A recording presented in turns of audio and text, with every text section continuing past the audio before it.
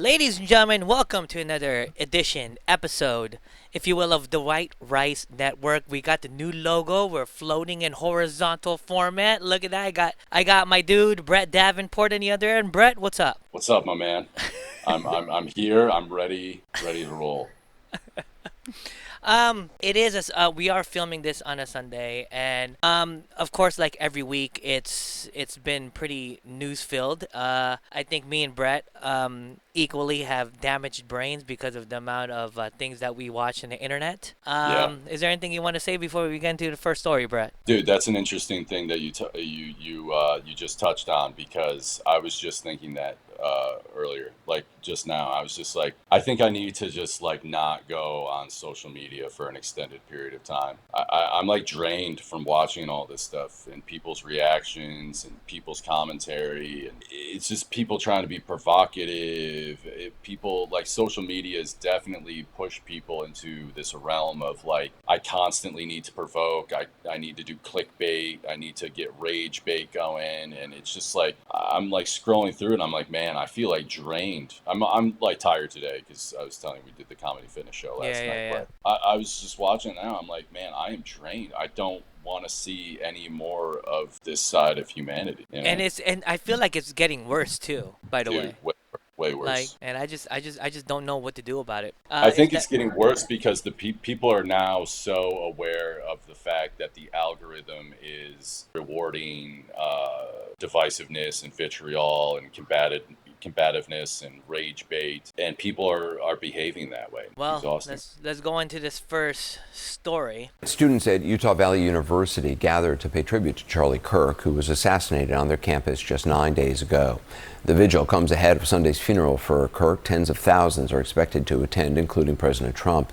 His murder and some unexpected outreach that Kirk made the day before his death had resonated with our CNN colleague Van Jones. The story begins when a Ukrainian woman was fatally stabbed last month in North Carolina. The suspect is a black man, and Charlie Kirk and Van got into a public sparring match online. Kirk claimed the murder happened because she was white. Van denounced that as completely unfounded. Kirk then sent out what Van calls a fire hose of tweets challenging his argument, which Van says sparked death threats against him. In the midst of all of this, Kirk reached out to Van in a direct message on X. Hey Van, I mean it. I'd love to have you on my show to have a respectful conversation about crime and race. I would be a gentleman, as I know you would be as well. We can disagree about the issues agreeably. Now, that message was sent on September 9th. Van says he did not see it until the very next day after Kirk was murdered. Van Jones just wrote a piece about this for CNN.com and is here tonight. By the way, before Van Jones starts talking, Van Jones was wrong. It was a hate crime. Yeah. We all knew what the guy said after he stabbed the girl. We all, Yeah, I mean, you know, why, it's not even a question. I don't know why these news outlets do this. I don't know why you're not being honest about what's going on. We now know that he said, I got that white bitch, or got that white woman or a woman, or whatever he said. Why aren't you correcting that right at the top? Why is that not included? Yeah. I don't know. But let's continue. I mean, this is extraordinary. So this was received the day before he was killed. Yeah.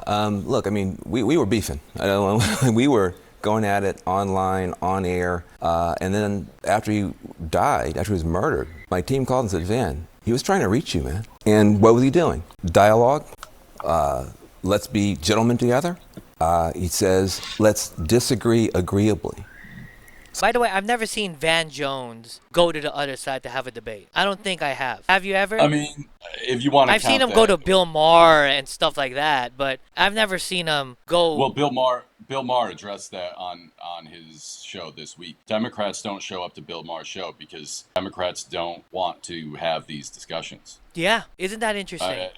Well, when you have terrible ideas, I wouldn't want to defend them either. So I'm sitting on this and I'm watching the whole country talk about civil war, censorship, justifying murder about this guy. This guy is reaching out to his mortal enemy saying we need to be gentlemen, sit down together and disagree agreeably.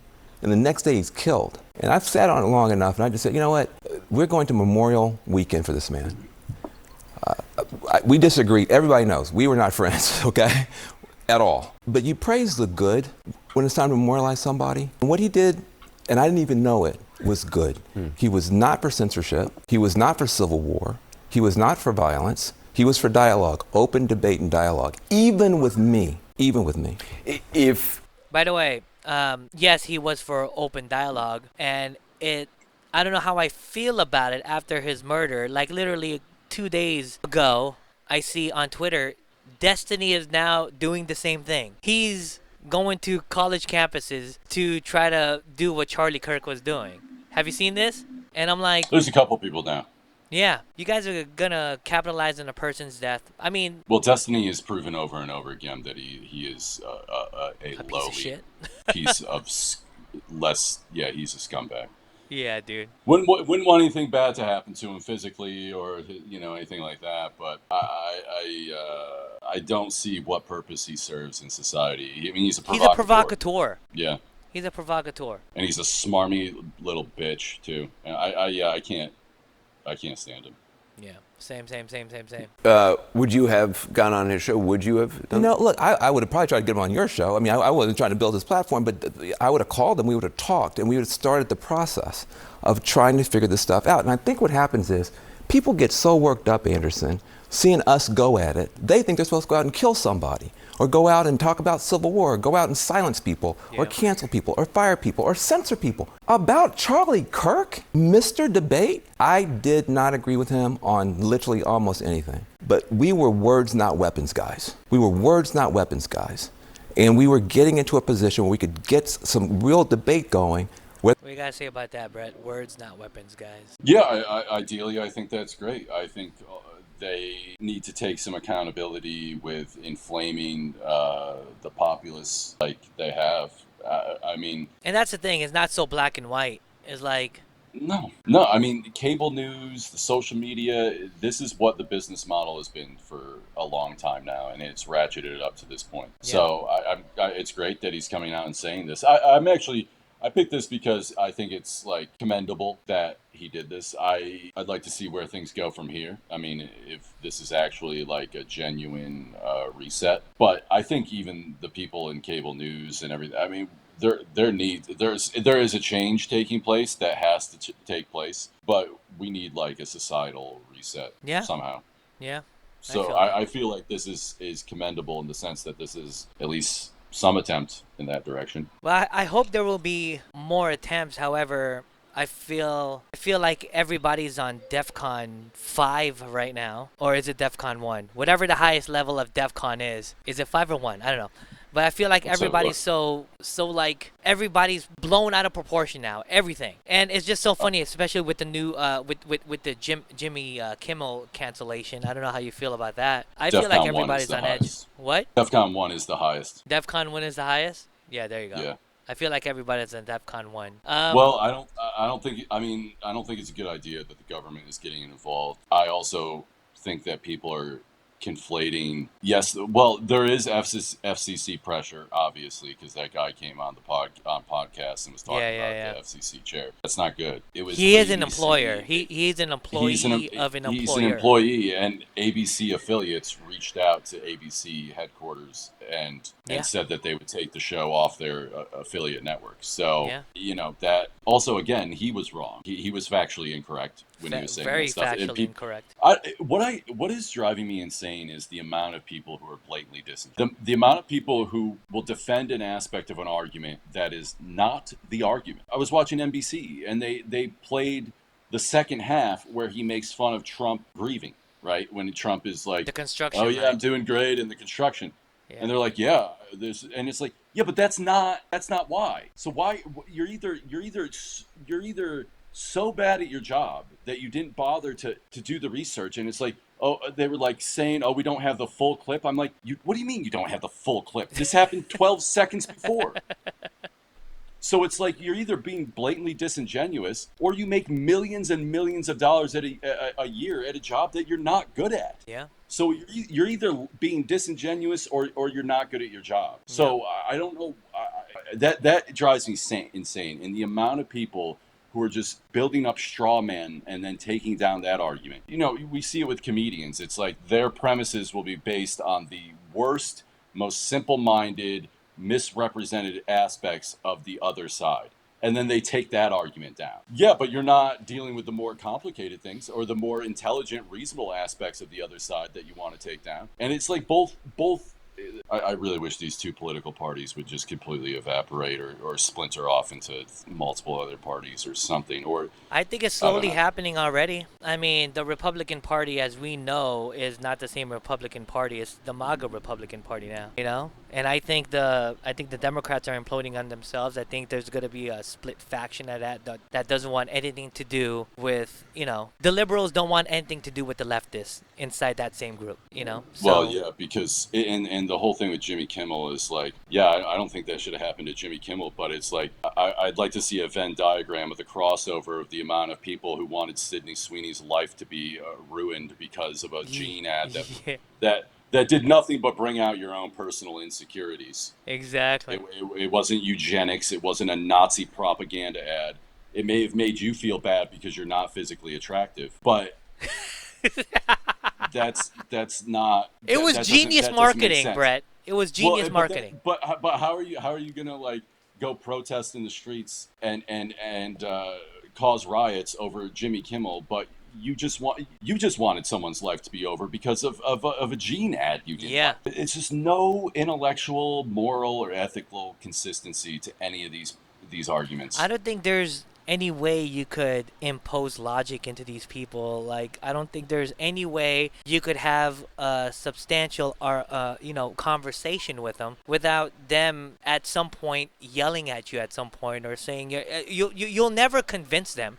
They're so brainwashed. Whatever they believe, their ideology, they'll never want to talk to you ever again. And it's No, just and how have we not gotten to the point where you have grown adults, right? I'm not talking about like teenagers or 20-year-olds who are just becoming politically active, but people in their 30s, 40s, and 50s oh, who are that's still yeah, like religiously devoted to a political team. yeah, yeah, How have you not figured out that they're all a bunch of scumbags at this point? yeah, Like, what are you watching that I'm not seeing? And it's yeah, just, I think when you don't have meaning in your life, when you don't have like loved ones, when you don't have a life or your life is not going well, politics gives you meaning, yeah. and it's as pathetic as it is, and it seems to supersede basic humanity for a lot of people. I mean, even now, it's just like you still have like Jasmine Crockett and AOC going out there and Jesus. flaming the, fanning the flames. Trump Ilhan is still, Omar is also fanning the. well, in Ilhan Omar, it's like if you detest this place so much, right? I saw something this week. She was like, I long for the day I can go back to Somalia. Then It's go like, back. go right now. You think you're doing such a great job at public service that this country needs you, like, and you need to be here reluctantly. If you don't like it, leave. And What it that's what what I'm saying. It's like, I mean, you know my story, Brett. I came here when I was 7. Me and my family we tried, we assimilated. We took the best in our culture. We gave it to this land, and then, we took the worst of it and we left it there and we assimilated to be Americans. And it pains me to be like, the people that talk shit, look, is it the best country? I'm not these people that's the best country in the world. I feel like it is, but I'm not the rah rah rah like some people are. But really, try to live in another country, and I will give you 2 weeks before you start longing to come back here. Right. You Or I know? mean, it's like, where are you gonna go to Europe? And it's like, yeah, Europe is not as like, I don't know, it's not as like hyper capitalistic and blah blah blah blah blah. No But it's freedom like, of all speech. right, yeah. Look, did you see the thing in Literally. the UK? Did you see the Yeah. thing in the United Kingdom where they showed up to get a For teenage girl tweets. and For arrest fucking tweets. for tweets? Yeah. And it's like, all right, so go there. And then the minute you tweet out something or say something that they don't like, they'll come arrest you. And then you can complain. Then it's like, oh, I thought it was so great over in Yeah. Europe. Or in Or fact, it's if like, if you do come from Somalia and you're complaining about this, go back to Somalia and try to make that place a better place. or like a place that I would love to go to, and it's part of my ethnic heritage, Italy. Go to Italy and start a business and see how that goes. You can't. You have to go through the government. Yeah, yeah, It's yeah. not friendly to business. The taxes are absurd. You have to. There's so many like employee rights there that it's just not. So yeah, go to Italy, eat food, take 4-hour lunch breaks, take naps, and that's the life you want. That's fine. You want to make something of yourself. You want to like expand beyond your horizons, there's not a whole lot of places that give you the freedom to do that. It's like this or place. like, yeah, you know, you see a lot of like now Saudi Arabia is getting a lot of American culture. It's like, if America sucks so bad and it's such an awful place, why does every country in the world try to import our culture? Why do they want? Why does everybody want to come here? You know? Yeah. It's like I've Why are got there I've millions got of people plenty of my waiting in family line? members from the Philippines that want to come here. That we don't have just a river to cross. They actually have to wait for the immigration process to happen too, and the visa process takes a while too. You know, so I don't think people understand. It's like that's why I'm very passionate when it comes to, like, let's say like an immigration debate. I'm like, if really, I'm not saying that if you're born here that I can't have a meaningful debate of immigration with you, but it hits different if I'm talking to somebody that was actually born someplace else and that actually went through the process of immigration, of the heavy process and the many years that it took for us to become Americanized citizens. You know, Well, and then Bill Maher had the guy Tom Homan, who's head of the immigration. Is he Homeland Security? yeah. Or, I don't know. I No, don't that's know. The Christine border Allen. czar, right? He's like the border czar. The or border something? czar guy, right? Yeah. You know, people find him detestable, and I really don't like seeing how ICE is going about this and rounding people up and all that kind of stuff. It's definitely unsettling. He makes the point, though, that, you know, excessive illegal immigration makes it way more difficult for people who are trying to go through the legitimate immigration process. Yeah. It backs up the courts, and it's like, I don't know why do they gloss over that part of the argument? Like, there is you can immigrate here.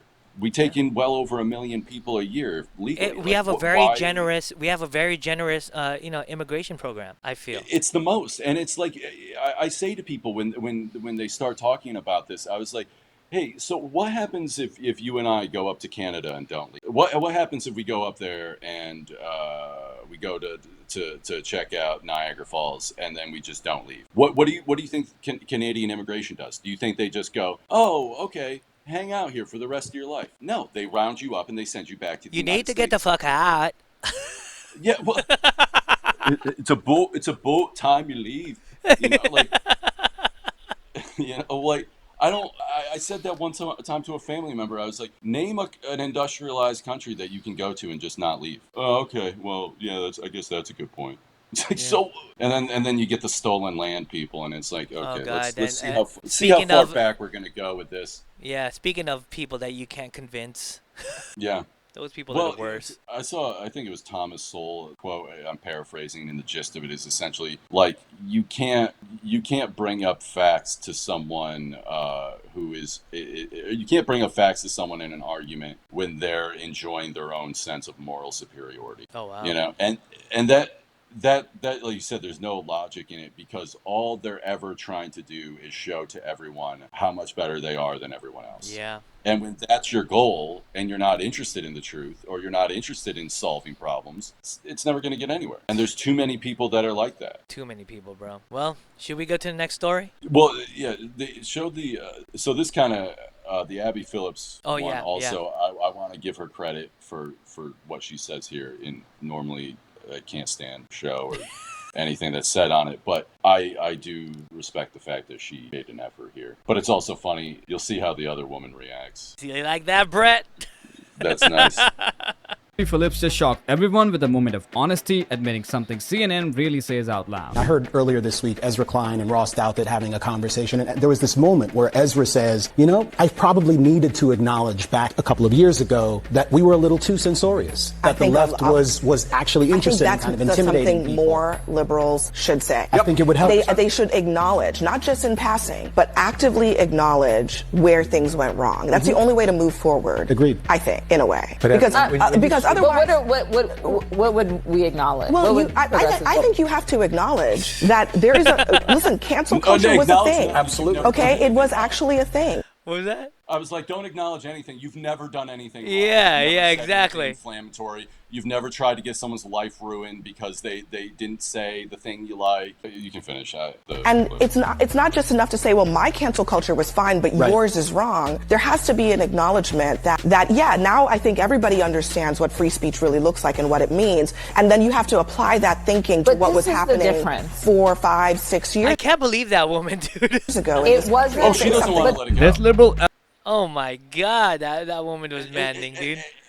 And I was watching Bill Maher, and this woman from MSNBC was the same way. You could tell it's like they kind of sort of want to acknowledge that they did this too, but not really. And then continue down this childish, mentally, like intellectually bereft, one-sided, I'm going to stick to my politics argument. It's just like they can't let it go. It's like they're children. They're mentally children who just can't help themselves. Like she had like thoughtful person. What is there? What should Abby we do Phillips was saying. different? What should we do different? Like what? It's like, yeah, maybe when someone was like, "Hey, I think this vaccine or this coronavirus might have come from a lab," right? Yeah. Oh no, and the amount of people who got demonetized, got their YouTube. Jimmy Dore got his YouTube channel shut down, demonetized. All these people who pointed out something who was blatantly obvious. That, yeah, the lab where they make COVID, in the city where they make COVID, yeah, that might have been where it came from. Not that some bat had sex with a donkey and then someone ate it. It's like that right there. Right, a pangolin. Right there. There's an example, right? Remember when you wanted people deplatformed and their lives ruined because of that? Remember when if anyone spoke out about having a vaccine injury, you wanted their lives ruined and them to be deplatformed? Do you remember when if someone misgendered someone, they got fired? That kind of stuff.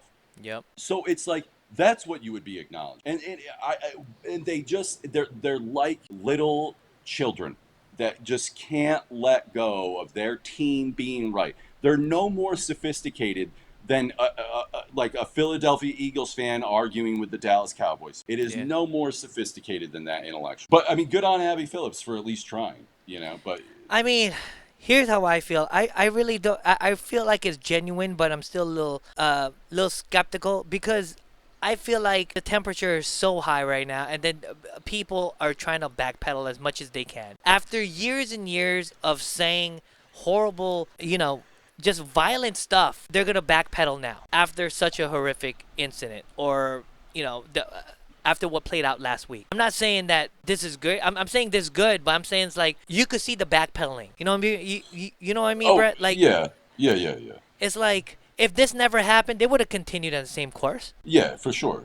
Until something horrible happened, and they're gonna start backpedaling again, and then again they're gonna push forward again with their agenda. I don't know why the free speech thing is even a debate, though. You know what I mean? Like wars for a century were fought over this. We settled on what free speech is. It's not up for debate. Yeah. It's not you said something that hurts my feelings or offends me or attacks a marginalized group or that's not what it is. This is not an argument, and I'm glad she said this, but it's like, why are we rehashing the First Amendment? You get to say what you want to say, and I get to say what I want to say. My private employer, and I said this to someone who was like, oh, with the Jimmy Kimmel thing, they felt so terrible for him. It felt a lot more sorry for Jimmy Kimmel than the person who got his head blown off, but neither here nor there. And I was like, look, if the dance company I work for, if I went on the social media and I started saying heinous, hateful, angry, bigoted, whatever type of things, right? I'm not going to get thrown in jail, but the people who fired, own the dance, for sure. The dance companies could be like, hey, we don't really want you to be the face of our company anymore and be representing our company anymore because you pissed off 75% of our consumer base. Yeah. And I can't then say, well, I have freedom of speech. Like, yes, you were allowed to say that, weren't you?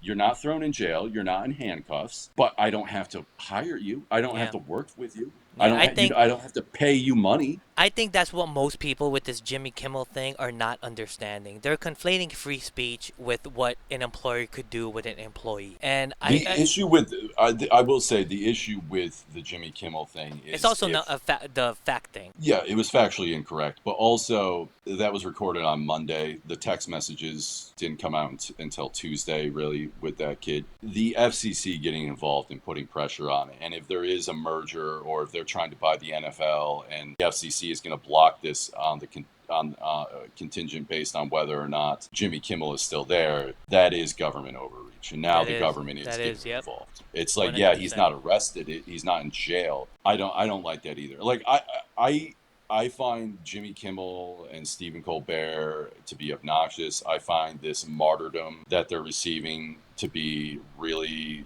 annoying and simple-minded, but that's what these people want to do. They want to give them Emmys now and give them awards when no one watched the show or thought it was any good. And yes, there's a complete hypocrisy. When Tucker Carlson got fired, they were all, great, you can't say inflammatory things, you deserve it, blah, blah, blah. As much as I don't like all that, it's you can't. I said this years ago. It was left-wing people canceling everybody for the slightest infraction, not using people's pronouns or whatever. I was like, you do realize that someday someone that you don't like and agree with is going to be in charge. Someone who doesn't like what you have to say. Yeah. And if you take this stance now, it will come back to bite you down the road. And here we are. And again, this will continue. We're on like this tit for tat highway, and we need to get off at the next exit. Like there needs to be. But the exit's like 10 miles away, bro. Well, yeah, but I mean, we could, I mean, collectively, we could get off, pull over to the side of the road at any moment, but I don't see that happening. It's still this tit for tat stuff that is so petty. Again, it's the mind of children. Very petty. It's the mind of children. And I saw something, Jonathan Haidt, that guy? Jonathan Haidt? He wrote the book, The Coddling of the American Mind, yeah, with the NYU professor. Yeah, with the other author too. He co-authored that book with somebody.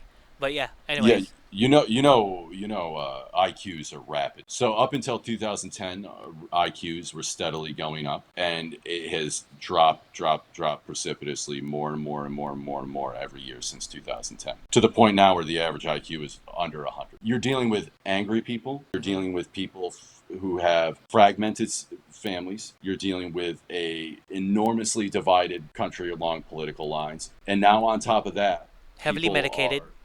Heavily medicated. People are not doing well. And on top of that, they're dumber. They're statistically far dumber than they were just 15 years ago. Oh man, society's in trouble, bro. Yeah, I mean, I was talking, Leroy and I were talking about the Charlie Kirk thing, and we were like, yeah, this is like, it is heinous, and you could say it's evil to like celebrate, but it's also like, you're so dumb. You look at these arguments, and they're just so dumb. And even now, like the people who are taking up Charlie Kirk, like there's this guy Cam Higbee that's going around to campuses and now. These kids are at these $100,000 a year institutions of higher learning, and they can't speak. They don't make any intellectual points. They just emote. Wow, the sun went down pretty hard there. You could just put your gain up just a little, the logic thing, or exposure. I'm sorry. But I'm like, man, if you guys are the best and the brightest, and put exposure up. Yeah. You can see there there we go. Look at that pale guy. You can put it just a little down. Yeah, I hate to say things like that. Oh, dumb and stupid. But it's like, what else can you say? IQs are literally declining. I mean, this whole thing all day long, just going like this, is you're a moron. I mean, I feel like I'm dumber. Yeah, and I make a conscious effort every day when I go to the gym or when I go outside, work out in the park, to not have my phone on me. Like, I'm detached from my phone for that 2-3 hour period a day. And I mean, I'm used to it. I've done it for 2 years, but I feel like it's actually helped me. I want to do it. You know what I mean? I'm like, oh, good. Let me not be attached to this thing for 3 hours. But some people just can't let go of it. Some people have to work with it. Like, I work out. The people need it by their side at all times. Like, you can't just leave it in the back room. You can't just, an hour, you can't just leave it back there. Like, no, I can't. Yeah. I'm like, okay. Even the most benevolent use of constant social media, it still is rotting your brain. Yeah. Even if you're not just looking at people arguing and hating on each other and looking at porn and Instagram chicks, and even if you're even if you're looking at nature videos or whatever, it's like it's not good for you. All right, well, we have a couple more minutes left. Let's try to tackle these two more stories. Yeah, Brett? Let's do this. I know you've heard about this. Oh yeah, I saw it on the local news. The LA County Medical Examiner identified 15-year-old Celeste Rivas as the person who was found dead at a Hollywood tow yard in early... Oh. The LA County Medical Examiner identified 15-year-old Celeste Rivas as the person who was found dead at a Hollywood tow yard in early September in the trunk of singer David's Tesla. The medical examiner is still trying to determine the cause of her death. Family first reported Rivas missing in the Lake Elsinore area in April of last year. It's horrible. Her mom posted this flyer on Facebook asking people to share it. She said she was desperate and worried for her daughter who had gone missing. After learning news of Celeste's death, family returned to their Lake Elsinore home today. Her brother told NBC News that he was aware that his sister knew the singer David. Matthew Rivas said when she went missing, she was on her way to see a movie with him, but never returned. Matthew went on to say, quote, she would leave with him and he would drop her off in that same vehicle that was supposedly abandoned. After the teen was found dead in the Tesla, his spokesperson told NBC4 Investigates, quote, David has been informed about what's happened, and although he is still out on tour, he is fully cooperating with the authorities. As of now, the LAPD is not saying any crime has been committed. In a statement today, the department said, quote, at this time, the LAPD does not have a crime classification from the coroner as to the mode or manner of death. Thus, we do not have any suspect information at this time. So do you know more about this story, actually? I've heard my wife has talked about it a little bit. The thing is, this guy has songs about what they say, what people say is about murdering. She showed me that, and she showed me a video they did together. Yeah. Yeah. And I'm like, bro, I don't even know, man. I mean, I don't know how long her dead corpse was running in that Tesla, but that's tough. I mean, he did have a show here at the Greek that's upcoming, and then he had to cancel that shit. I'm like, yeah, you better cancel that shit. The fact that he continued to be out on tour, even if he is 100% innocent, which he's probably not. I mean, and also, like, how have they not determined that a crime took place? What did she lock herself in the trunk and kill her and hang her, or like take pill, like commit suicide? I don't know. How is that not a crime? But it is kind of demonic what these these people are doing, bro. I mean, I don't know, man. I mean, also I heard that he was, I don't know, like he was an adult and she was barely 13 or 14 when He was they 20. were. Huh? Yeah, he was 20. I mean, that's maddening right there. You know what I mean? Why are her parents letting him? Yeah, that's what I'm saying. with Where's the this brother person? at? I mean, not to like make them feel worse in a time like this, but Yeah. yeah, it's I don't know what to say about that. Other than I'm shocked that they haven't determined that a crime took place. I'd say that's fairly obvious. It's just crazy. I don't know how deep this rabbit hole goes. I mean, I don't know how many songs that he has about her. If the songs that I've heard, which is 3 specifically, killing her or not, or her not being here anymore, that's more than evidence for me to freaking convict this guy. Well, has he even been David's residence searched? That was 2 days ago. Concert dates, but he hasn't been brought in. He hasn't been brought in? I don't believe so. I mean, his house was searched. You must be paying somebody a lot of money, Brett. But also, have you heard that guy talk about the CIA in creating hip hop music? There's a few people, but that I don't know his name. This is deep in the rabbit hole kind of stuff. I like. What's that guy's name? Been on. The CIA is capable of horrendous things. MK Ultra, all that stuff. So nothing. Well, it's like, how does this guy have money? Like, where? You know what I mean? Like, I've never heard of him. No one ever heard of him before this that I know. Either.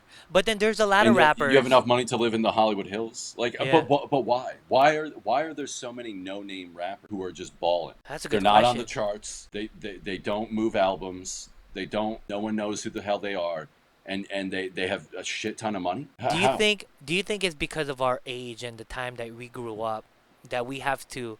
Like what you said, they're not on the charts. But what about, because there's artists that my little niece listens to. I have no idea who they are, but they're big time. Millions of Like subscribers on YouTube.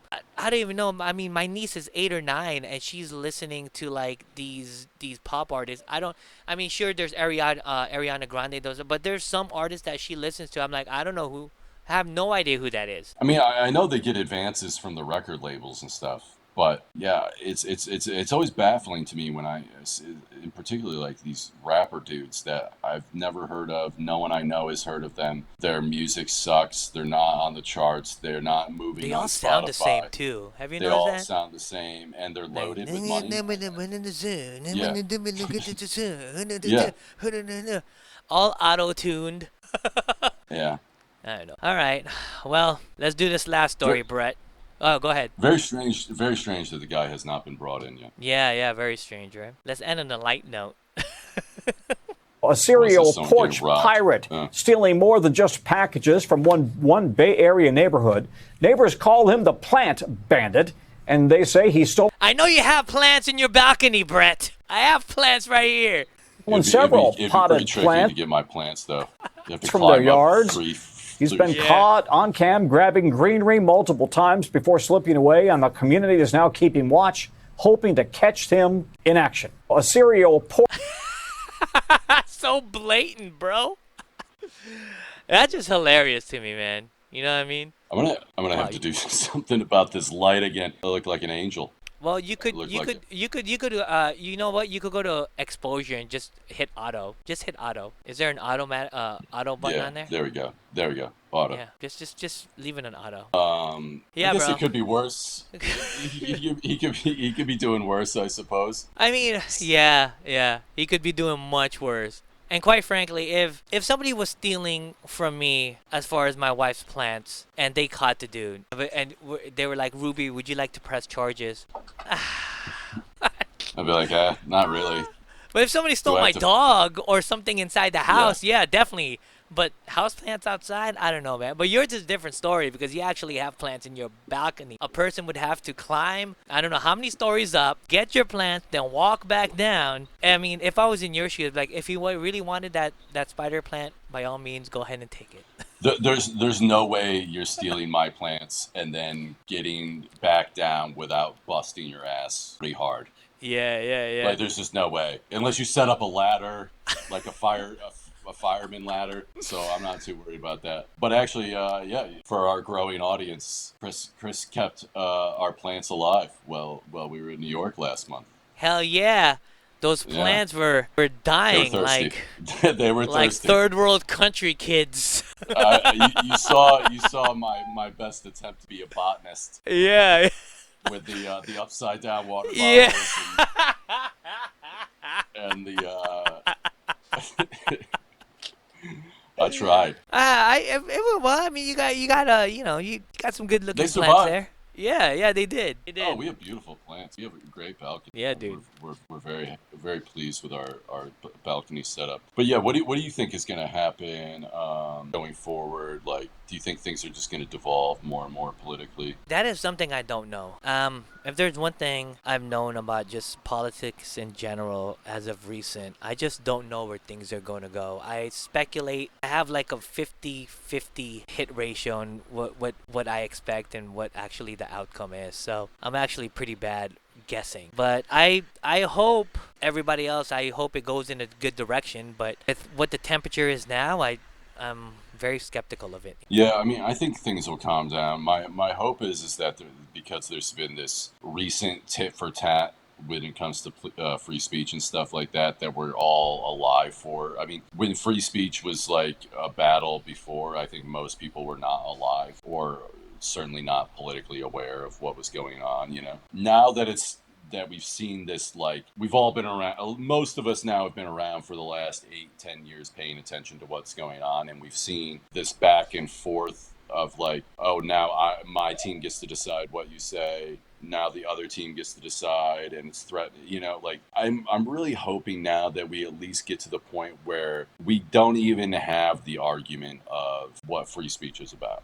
Like, it just shouldn't be something that we argue about anymore. It's a settled issue. It's over and done with, you know? And trying to me, redefine. I mean, just this whole thing of like trying to redefine it in terms that suits your purposes. I hope now is largely over. I think people just try to overcomplicate it as much as it is. It's just like people have a tough time actually defining what incites violence. Like, what does incite violence? What incites violence is actually inciting violence. Like, punch that guy, kill that guy. Anything below that, no matter how heinous, how hateful it is, should be protected. But Yeah, I do find it funny though that the most, like, let's be honest, mentally and physically delicate people who have been calling for like safe spaces and all that kind of stuff now seem to have no problem with actual violence, which it makes me realize it's a real detachment from the people that's never been a reality. victim or that's never given violence or advocating for violence. Yeah. Have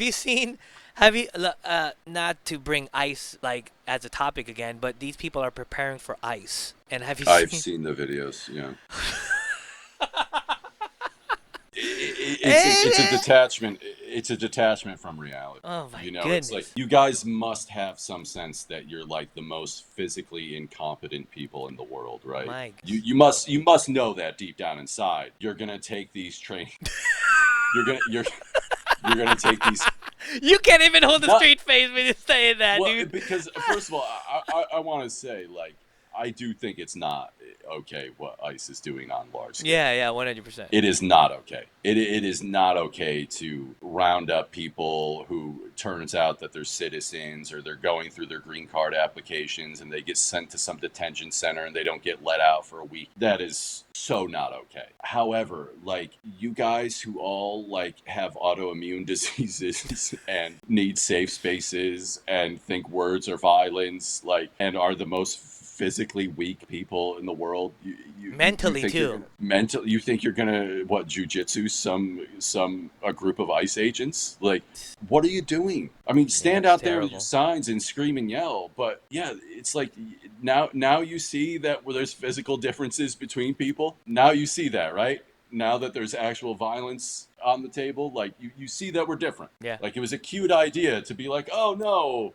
let men beat the shit out of women in an MMA fight. Yeah, he calls himself a woman, and he feels like a woman, and that he's really a woman, or she's a woman, and it's like, no, right? Yeah. You see that now. Where do you think we're gonna be by the time the midterms happen? Where do you think we're gonna be? And then this will be the final thing before we. I think that things are likely going to get worse before they. I do see a lot of people walking away from politics, walking away, especially, I mean, you see a lot of videos now of people like walking away from like the left or the Democratic Party because of the response to Charlie Kirk, and they're like, oh yeah, I didn't like the guy or whatever. But to see people like gleefully celebrating murder, I mean, one of the more disturbing videos I saw, did you see the mom who like was talking to her like two little girls who were probably under the age of 9, 7, 8 years old? No, I don't think and I she's saw like, that. What happened? Guess what happened?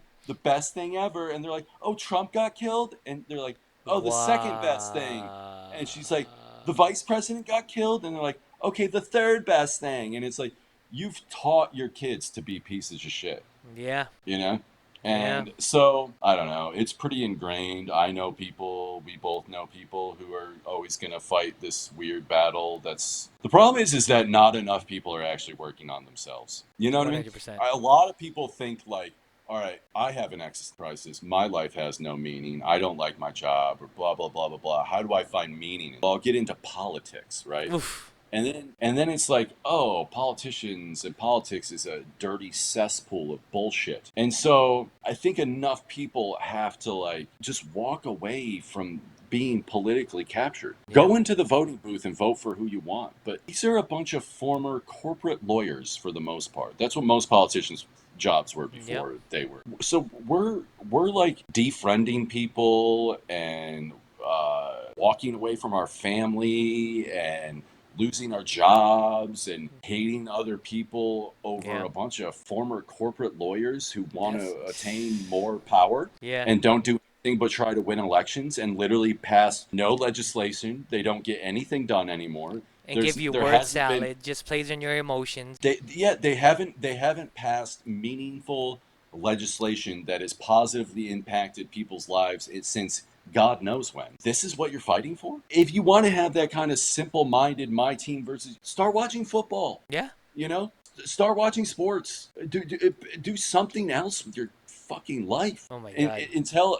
until enough people realize that, then yeah, I think we're just going to continue to have problems. Because the whole thing, like you were saying, you're skeptical of like what the Abby Phillips and Van Jones. It's like, yeah, I am too. I wonder. It's like they'd say, oh, we got to ratchet down the talk, the vitriolic language, and it's like, what, for one day, and then you go back on And the then you next go day. back to your usual self. I mean, look at AOC. Did you see her speech on the floor of the House? I did. That's the other thing that they have to do with this Charlie Kirk thing. It's like, it's so reprehensible what was done that you guys have to exaggerate, flat out lie about things that this person said to continue to justify your deranged. When it first happened, she's like, oh, this is awful. We've got to condemn this. And then it's like a few days later, you're doing this. I mean, she did use that line like, oh, he was that he thought the Civil Rights Act signing it was a mistake, and he's never said, like, I can't even do this justice the way Charlie explains it, but there's a thing on that's a civil rights, you could probably explain it better than I can, that the way the Civil Rights Act is being put right now has to deal with the trans stuff about having men in women's bathroom. That's what he was saying. He wasn't saying that giving the black people civil rights. He actually agreed with that. He was like, no, that was it. But now it's being used for a completely different reason.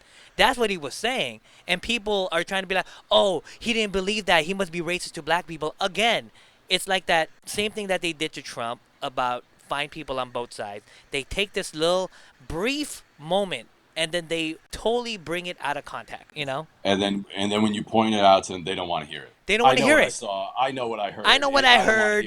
And it's like, well, clearly you don't. Yeah, maddening. But yeah, I don't know. I mean, I would like to think things would get better soon, but I don't think it's going to be soon. Yeah. I think one good thing is the defragmenting of the to watch this kind of implode is a good. Also, the Democratic Party is not only is the media imploding, but the Democratic Party is imploding on itself too. There's going to be a faction that breaks off from this that wants nothing to do with the other.